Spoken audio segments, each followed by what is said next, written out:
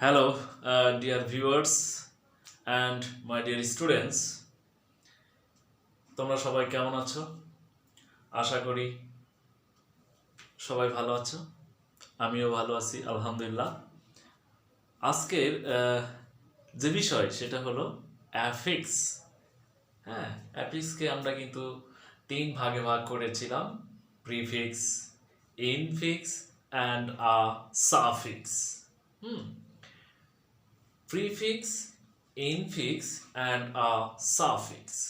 আমরা অ্যাফিক্সকে কয় ভাগে ভাগ করেছিলাম? অ্যাফিক্স মেইন যুক্ত বর্ণ বা বর্ণের সমষ্টি। একটা লেটারও হতে পারে অ্যাফিক্স বা প্রিফিক্স বা সাফিক্স। একটা ওয়ার্ডও হতে পারে সাফিক্স, ইনফিক্স অ্যান্ড প্রিফিক্স। ওকে, তো আমরা কিন্তু আমাদের ফার্স্ট ভিডিওতে কিন্তু কি দিয়েছি? ইনফিক্সকে তিন ভাগে ভাগ করা হয়: প্রিফিক্স, ইনফিক্স অ্যান্ড সাফিক্স। তো আজকে আমি এই সাফিক্স এবং প্রিফিক্সের উপরে একটু কথা বলতে চাই। আমরা অনেকেই ইনফিক্স সম্বন্ধে কিছু জানি না। ইনফিক্স আবার কি জিনিস? ইনফিক্স অর্থ হলো মধ্যবর্তী পরিবর্তন, অবস্থান। তো অনেক শব্দ আছে যেগুলো আমরা মধ্যের বর্ণকে পরিবর্তন করে পার্টস অফ স্পিচ চেঞ্জ করি, সেটাকে আমরা ইনফিক্স বলি। আর প্রিফিক্স হলো কি? যেটা শব্দের আগে বসে সেটা প্রিফিক্স, অর্থের পরিবর্তন করে দেয়, পার্টস অফ স্পিচ পরিবর্তন করে দেয়, সেটাকে আমরা প্রিফিক্স বলছি। সাফিক্স হলো প্রত্যয়, যেটা শব্দের পরে বসে শব্দের অর্থকে চেঞ্জ করে দেয়, সেইটাকে আমরা বলছি সাফিক্স। তো বন্ধুরা, আজকে যে বিষয়টা আলোচনা করব খুবই একটা ছোট্ট বিষয়, মাত্র 5টা রুল, মাত্র 5টা নিয়ম আমরা আলোচনা করব। মোটামুটি 5টা রুলস যদি আমরা মনে রাখতে পারি, মোটামুটি অর্ধেক অর্ধেক সাফিক্স অ্যান্ড প্রিফিক্স কাভার করতে পারবো। ওকে, আজকে যে ফার্স্ট একটা নিয়ম লিখেছি, রুল নাম্বার 1 লিখেছি: সাবজেক্ট, ভার্ব, অবজেক্ট বা এক্সটেনশন। সাবজেক্ট আসলে কি? সাবজেক্টের অবস্থান কোথায়? ভার্বের পূর্বে। সাবজেক্টের অবস্থান কোথায়? ভার্বের পূর্বে। তো সাবজেক্ট সবসময় নাউন অথবা প্রোনাউন বসে। সাবজেক্ট সবসময় কি হয়? নাউন অথবা প্রোনাউন বসে। পার্টস অফ স্পিচের মধ্যে প্রোনাউন শব্দটা আছে, কিন্তু সাফিক্স অ্যান্ড প্রিফিক্স পড়তে গেলে প্রোনাউনের কোনো প্রয়োজন নেই। কিন্তু প্রোনাউনের পরে কিন্তু আমরা জানি প্রোনাউন যে 8 প্রকার, তার মধ্যে পসেসিভ বা পজিটিভ প্রোনাউন আছে, পজিটিভ অ্যাডজেটিভ আছে বা পজিটিভ কেইজ আছে, এদের পরে আবার নাউন ব্যবহার করতে হয়। সুতরাং আমরা এখানে সাবজেক্ট হিসাবে প্রোনাউনও বসাইতে পারি এবং নাউনও বসাইতে পারি, কিন্তু প্রোনাউন যেহেতু সাফিক্স প্রিফিক্সের মধ্যে নেই, সুতরাং আমরা প্রোনাউনটাকে অ্যাভয়েড করে যাব। ওকে, সাবজেক্টের পরে কি বসবে? ভার্ব বসবে। এখন ভার্ব কি হতে পারে? ভার্ব তো অনেক প্রকার, তাই না? ভার্ব তো অনেক প্রকার। তো আমরা সাধারণত সাবজেক্টের পরে যেটা বসে সেটাকেই আমরা ভার্ব বলবো। এখন সাবজেক্টটা কি হতে পারে? এটা ফ্রেজও হতে পারে, অসুবিধা নাই, ঠিক আছে? এটা ক্লোজও হতে পারে, অসুবিধা নাই। কিন্তু আমাদেরকে হেড ওয়ার্ড বুঝে বা কোনটা নাউন বুঝে তারপরে আমরা ভার্ব ইউজ করব। ভার্বটা সিঙ্গুলার হবে না প্লুরাল হবে, সাবজেক্টের উপর ডিফেন্স করব। তো ভার্বের পরে যেটা বসতে পারে, নাউন বসতে পারে, অ্যাডজেক্টিভ বসতে পারে, অ্যাডভার্বও বসতে পারে, এক্সেট্রা, মানে এক্সটেনশন। ভার্বের পরে যেটা বসবে সেটাকে আমরা এক্সটেনশন বলবো। তো এখানে একটা 1 নম্বর রুলে আমরা দিয়েছি subject plus verb plus object বা এক্সটেনশন বা কমপ্লিমেন্ট আমরা লিখতে পারি। তো এখানে আন্ডারলাইন করে লেখা আছে নাউন অথবা প্রোনাউন, মানে অবজেক্ট হিসেবে নাউনও বসতে পারে, প্রোনাউনও বসতে পারে। এখন আমরা যদি he called me, he called me, এইটা কিন্তু প্রোনাউন। প্রোনাউন তো ভার্বের পরে প্রোনাউনও বসতে পারে, নাউনও বসতে পারে, কোনো অসুবিধা নাই। তো টেনশন করারও কোনো কারণ নাই, আমরা জাস্ট দিয়ে রেখেছি, এইটা আমরা না দিলেও চলবে। তো 1 নম্বরে একটা উদাহরণ লিখেছি যে এই নিয়মটার 1 নম্বর, যে honest is the best policy, বুঝছে? Honest is the best policy, এটা আবার কেমন জিনিস? Honest, which is the parts of this? Honest, honest is a adjective. Honest কি অ্যাডজেটিভ না? গুণ, দোষ, গুণ, সংখ্যা, পরিমাণ, আকার, আকৃতি, হ্যাঁ, এগুলো বোঝালে কি হয়? অ্যাডজেক্টিভ হয়। তাহলে গুণ বোঝাইছে অনেস্ট, অনেস্ট, অনেস্টটা কি অ্যাডজেটিভ। তো অ্যাডজেটিভ তো বাক্যের সাবজেক্ট হতে পারে না, তাই না? অ্যাডজেক্টিভ বাক্যের সাবজেক্ট হতে পারে না। সাবজেক্ট হইতে হলে তাকে নাউন হইতে হবে অথবা প্রোনাউন হইতে হবে। প্রোনাউন আমরা বাদ দিলাম, কারণ প্রোনাউন তো আমাদের সাফিক্স প্রিফিক্সে নাই। সো আমরা নাউনটা নিয়ে নিই। তাহলে অনেস্ট শব্দটাকে যদি আমরা নাউন করতে চাই, অ্যাডজেক্টিভকে নাউন করতে চাই, তাহলে শুধু আমরা এখানে যদি টির পরে অয় যুক্ত করে দিই, তাই কিন্তু হয়ে যায় honesty is the best policy. Okay, honesty is the best policy. B নম্বরের উদাহরণ দিয়ে হচ্ছে work, work is a good exercise, work is a good exercise. Verb, হাঁটা, এটা কি ভার্ব? বাক্যে সাবজেক্ট হতে পারে? নো, হতে পারে না। হ্যাঁ, হতে পারে না। তাহলে কি করতে হবে?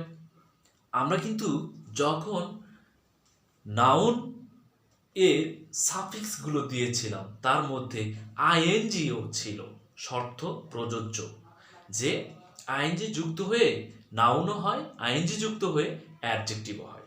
তো যেখানে যেটা প্রয়োজন সেখানে আমরা সেটা করব। এখানে নাউন প্রয়োজন, কারণ এই যে ইজ, আগের বাক্যটার ইজটা ছিল ভার্ব, এই সেকেন্ড বাক্যটার ইজও ভার্ব। তো ভার্বের আগে সাধারণত কি বসে, এখানে কিন্তু আমরা মেনশন করেছি, ভার্বের আগে সাধারণত নাউন বসে। কি বসে? নাউন বসে। তো এখানে তো ওয়ার্ক শব্দটা ভার্ব, তাহলে আমরা কি করতে পারি? আইএনজি যুক্ত দিয়ে, হ্যাঁ, আইএনজি, এটাকে যদি আমরা আইএনজি যুক্ত করি, হ্যাঁ, তাহলে নাউন হয়ে গেল। Working is a good exercise, working is a good exercise. Okay, noun হয়ে গেছে। নাম্বার সি, এটা কিন্তু ভার্বের সাবজেক্ট হিসেবে ইউজ করা হয়েছে। কি হয়েছে? ভার্বের সাবজেক্ট হিসেবে নাউন বসেছে। এখন আমরা দেখব ভার্বের অবজেক্ট হিসেবেও নাউন বসে। ভার্বের কি? অবজেক্ট হিসেবেও নাউন বসে। মানি, can not, can not, can modal verb, নটটাও মানে একটা নেগেটিভ শব্দ, নটটা হলো নেগেটিভ শব্দ, ক্যানটা মডাল ভার্ব। তার মডাল ভার্বের পরে তো আমরা জানি V1 বসে। এখন ভার্বের অবজেক্ট হিসেবে আবার কি বসে? এখানে হ্যাপি কথাটা দেওয়া আছে। এখন দেখেন হ্যাপি কিন্তু কি অ্যাডজেক্টিভ। তো এ অ্যাডজেক্টিভের পূর্বে তার আর্টিকেল বসে না। অ্যাডজেক্টিভের পূর্বে আর্টিকেল বসলেও সেটা কমন নাউন হয়ে যায়। তো এখানে তো আমরা কি বসাবো? এখানে এর পূর্বে, এর পরে সাধারণত কি বসবে? এর পরে সাধারণত একটা নাউন বসবে। আমরা জানি আর্টিকেলের পরে সাধারণত নাউন বসে। তো আমরা যদি এই হ্যাপি শব্দটাকে এই অ্যাডজেক্টিভ থেকে যদি এটাকে আমরা নাউন করতে যাই, তাহলে ওয়াইটা উঠে দিব, দিয়ে আই দিব, তারপরে হ্যাপিনেস। কি করব? হ্যাপিনেস। এখন কি হয়ে গেল? যে money can not buy a happiness. টাকা দিয়ে কিন্তু সুখ কেনা যায় না, টাকা থাকলেও কিন্তু সুখ হয় না। ওকে, তাহলে আমরা কি করব? Money can not buy a happiness. তাহলে এখানে ভার্বের অবজেক্ট হিসেবে কিন্তু নাউন বসেছে। ভার্বের অবজেক্ট হিসেবেও নাউন বসে, ভার্বের সাবজেক্ট হিসেবেও কিন্তু নাউন বসে। মাথায় কিন্তু রাখতে হবে। ওকে, মাথায় কিন্তু রাখতে হবে, ভার্বের সাবজেক্ট হিসেবেও নাউন বসে, ভার্বের অবজেক্ট হিসেবেও নাউন বসে। রুলস নাম্বার 2 আমরা দিয়েছি দা প্লাস সুপারলেটিভ ডিগ্রি।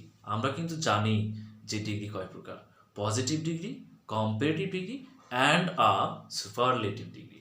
তো বন্ধুরা, এখানে দিয়েছি দা প্লাস সুপারলেটিভ ডিগ্রি। আমরা কিন্তু জানি যে সুপারলেটিভ ডিগ্রির পূর্বে আর্টিকেল বসে, দি আর্টিকেল বসে, তাই না? তো এখানে দেখ, Dhaka is the big city of Bangladesh. আমরা এখানে দেখছি Dhaka is the big city of Bangladesh. আমরা কিন্তু এটা জানি যে দা ডট ডট অফ এর মাঝে দুইটা শব্দ থাকিলে একটা শব্দ নাউন, তার পূর্বেরটা অ্যাডজেটিভ হতে হয়। আমরা জানি যে ডিগ্রি কিন্তু one kind of adjective, positive degree one kind of adjective, comparative ডিগ্রিও one kind of adjective, superlative ডিগ্রিও ওয়ান কাইন্ড অফ অ্যাডজেটিভ। তো আমরা যেহেতু বিগ শব্দটা কিন্তু এমনিতেই জন্মগতভাবেই অ্যাডজেটিভ, তাহলে এখন একে আমরা কি করব? এখন নাউন এই সিটিটা কি? সিটিটা হলো নাউন, তাই না? সিটিটা কিন্তু নাউন, তাই নাউনের পূর্বে আমরা অ্যাডজেক্টিভ বসাবো। তো অ্যাডজেক্টিভ তো দেওয়াই আছে, তবুও আমাকে এখানে লিখেছি, লজিকটা দিয়েছি সুপারলেটিভ ডিগ্রি। তো আমরা এখানে কি করব? সুপারলেটিভ ডিগ্রিকে, এই বিগকে আমরা বিগেস্ট করব। কি করব? বিগকে আমরা বিগেস্ট করব, যে Dhaka is the biggest city of Bangladesh, তাই না? তাহলে বিগেস্ট শব্দটা কি হয়ে গেল? সুপারলেটিভ হয়ে গেল। আমরা কিন্তু এই সি নামের একটা লজিক দিয়েছিলাম। তো কিভাবে আমরা এখানে ডাবল জি হয়ে গেল, তাই না? কনসোনেন্ট ভাওয়াল কনসোনেন্ট এটাও যদি হয়, তাহলে শেষেরটা সিসি মানে কনসোনেন্টটা বেড়ে যায় এবং শেষে ইএসটি যোগ হয়ে কম্পারেটিভ ডিগ্রি সুপারলেটিভ ডিগ্রি হয়ে যায়। কি বলছি? সি থাকলে শেষে কনসোনেন্টটা ডাবল হয় এবং ইএসটি যোগ করে কি সুপারলেটিভ ডিগ্রি হয়। আর এর বডিগার্ড হিসেবে দা থাকে, এর বডিগার্ড হিসেবে আমরা দা ইউজ করি, যে বিগেস্ট এর বডিগার্ড হিসেবে আমরা দা ইউজ করি। এখন সুপারলেটিভ করার ক্ষেত্রে আমরা তিনটা ওয়ে অবলম্বন করতে পারি। একটা হলো কি ইএসটি, একটা হলো মোস্ট, একটা হলো লেস্ট। এই যে এটা হলো যেখানে আমরা একটা সিলেবল পাবো, সেখানে শব্দ পরে আমরা ইএসটি যুক্ত করব। এখন দুইয়ের অধিক যখন সিলেবল পাবো, তখন ওই শব্দটার আগে মোস্ট ইউজ করব। এরকম ভাবে আমরা সুপারলেটিভ ডিগ্রি করি। আর এদের সাথে বডিগার্ড হিসেবে সবসময় দা থাকবে, কারণ এখানে দেওয়াই আছে দা প্লাস সুপারলেটিভ ডিগ্রি। তো Dhaka is the biggest city of Bangladesh. Okay, A number দিলাম। বি নাম্বার উদাহরণ কি হচ্ছে? বিনতা ইজ দ্য টল। টল শব্দটা কি? অ্যাডজেক্টিভ। এই যে গাল শব্দটা কি? নাউন। গাল শব্দটা যদি নাউন হয়, তাহলে অবশ্যই এটা কি অ্যাডজেক্টিভ। টল শব্দটা তো এমনিতেই অ্যাডজেক্টিভ, লম্বা। এখন এটাকে কি করতে হবে? এখানে লজিক দেওয়া আছে দা প্লাস সুপারলেটিভ ডিগ্রি, তাহলে এটাকে সুপারলেটিভ ডিগ্রি করতে হবে টলেস্ট। আমরা কি করতে পারি? টল থেকে এই এসটি যুক্ত করলাম, টলেস্ট হয়ে গেল সুপারলেটিভ। কি হয়ে গেল? Superlative. Binota is the tallest girl in the class. Okay, এখন আমরা তিন নাম্বার রুলসটা পড়ব। 3 নম্বর রুলস আমরা দিয়েছি কম্পারেটিভ ডিগ্রি। কম্পারেটিভ ডিগ্রি, হ্যাঁ, প্লাস দেন। কি বলেছি? কম্পারেটিভ ডিগ্রি প্লাস দেন। মাথায় কিন্তু রাখতে হবে, কি রাখতে হবে? যে দেনের পূর্বে কম্পারেটিভ ডিগ্রি বসে। তো দেনের পূর্বে যদি কম্পারেটিভ ডিগ্রি হয়, তাও আমরা যে উদাহরণটা লিখেছি, আয়রন ইজ হার্ড, এই যে কি লিখেছি? এই দেন শব্দটা কি? দেন শব্দটা হলো দেন, এটা কনজাংশন।